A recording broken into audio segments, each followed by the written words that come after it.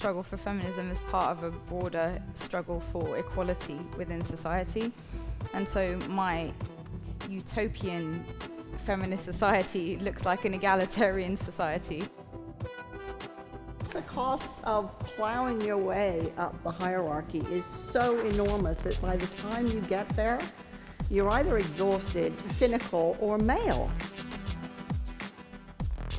But it turns out that there is no such thing as a universal woman. There is no such thing as woman unmodified. And the problem is that so many laws, so many of our campaigns tend to assume that there is such a thing.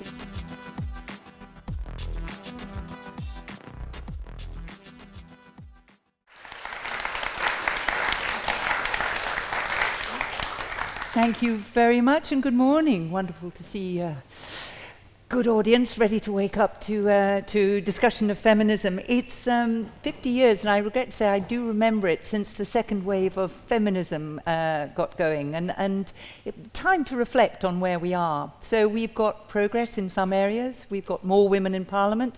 We've got more women in the boardroom and a handful of CEOs. So even the BBC is lumbering towards better gender balance in its representation. But what has budged at the same time is the gap between elites and the rest of us. So you've got a gap equally between successful women and less successful women. So the question we're going to look at this morning is whether that gap, whether the success that feminism has had in penetrating the elites is perhaps bad for sisterhood. Is there solidarity? Is the success of an elite group of women good for all women or not? Are female care workers and CEOs really still on the same side? And to discuss this, we have an eminent panel, beginning on my far left with Kimberlé Crenshaw, who's a distinguished professor of law at UCLA. Her books include Mapping the Margins. She's an expert on race and gender, an expert on many things, actually. To my immediate left, Margaret Heffernan, entrepreneur, one of those successful CEOs turned author. Her book, Wilful Blindness, was Financial Times Business Book of the Decade, which is pretty impressive. And to my right, Myriam Francois, who's a political commentator, theorist, and broadcaster, focuses on Islam and feminism and the Middle East. So I'm looking forward to hearing what they have to say on the subject. And I'm going to ask them to begin.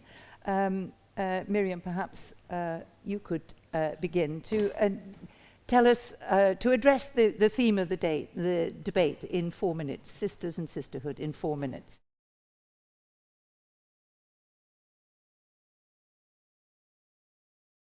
Are the female elite threatening the sisterhood? I would probably want to start out by unpicking a lot of the terms in that. So who gets to define who this elite are? How are we defining success?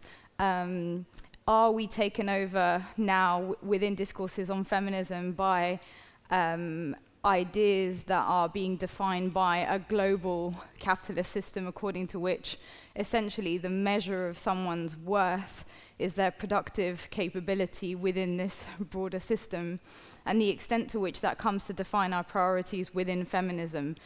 So the elite are these quote-unquote successful women running big companies and earning lots of money.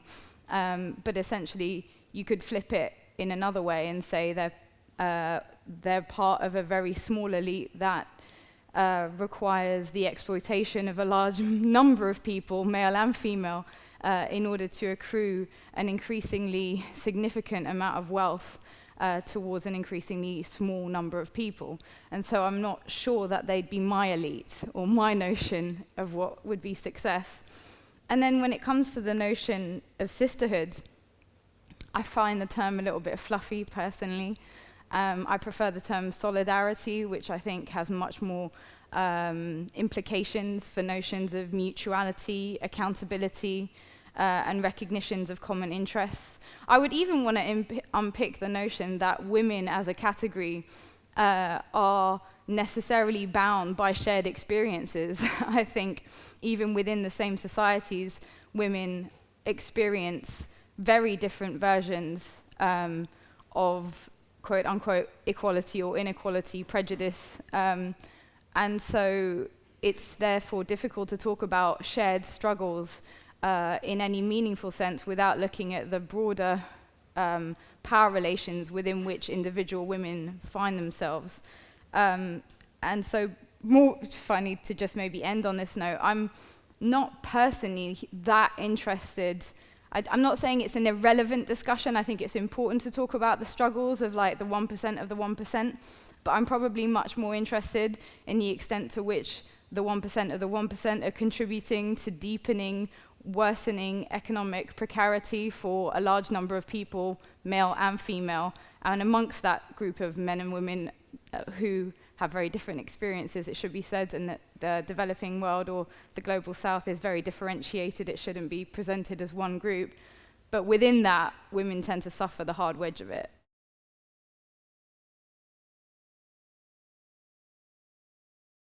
Well, I guess, in theory, I'm part of this elite, right? Because I'm a woman, I've been a CEO, I have, in conventional corporate terms, been very successful. I'm extremely unhappy about that. I was reflecting before we came in this morning of an experience I had when I was a senior executive producer at the BBC, and my boss put his arm around my shoulder, because you could do that in those days, and said, good old Margaret, she's one of the chaps. And he meant it as a compliment, and I think at the time, I probably took it as a compliment. And I can also remember when I was working in the United States, I was running VC-backed software companies, my lead investor, thinking I'd been off on vacation because he'd completely failed to notice I was pregnant. So I was clearly doing a fantastic job of being a guy.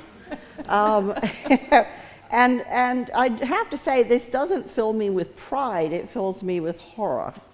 Because I think the truth is that as marvelous as it is to see women at the top of organizations, the cost is very high.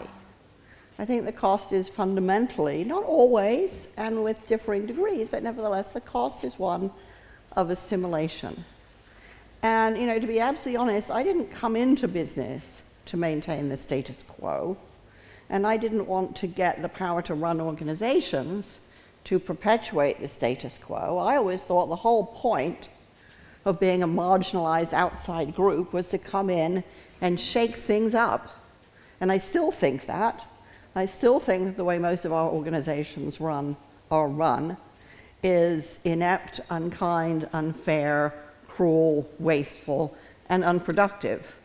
And I think that those of us who are on the outside probably see that more clearly than those who are on the inside. I also think trickle-down doesn't work in any context. It doesn't work economically. It doesn't work in sport. Having a couple of Olympic athletes has not increased sports participation or the health of the nation. And trickle-down doesn't work when it comes to women, to ethnic minorities, to any marginalized group. Having a couple of figureheads at the top, it's great having the role models and saying it can be done, but it doesn't redefine the norm in any meaningful way. And I think we also experienced that under Mrs. Thatcher, who was, a role model of female leadership that was highly assimilated to male norms and did absolutely nothing for women. I think this target of 30% of board members being female will do nothing to change the way our corporations are run or managed. I think we need a much deeper, more grassroots movement if we're going to affect any change. And I'm absolutely mortified and disheartened by the fact that billions of pounds have been spent over the last 20 to 30 years on diversity campaigns in schools, in corporations, in the NHS, in institutions, and we've seen virtually no change at all. So I don't think focusing on the top is going to get us to where we need to go.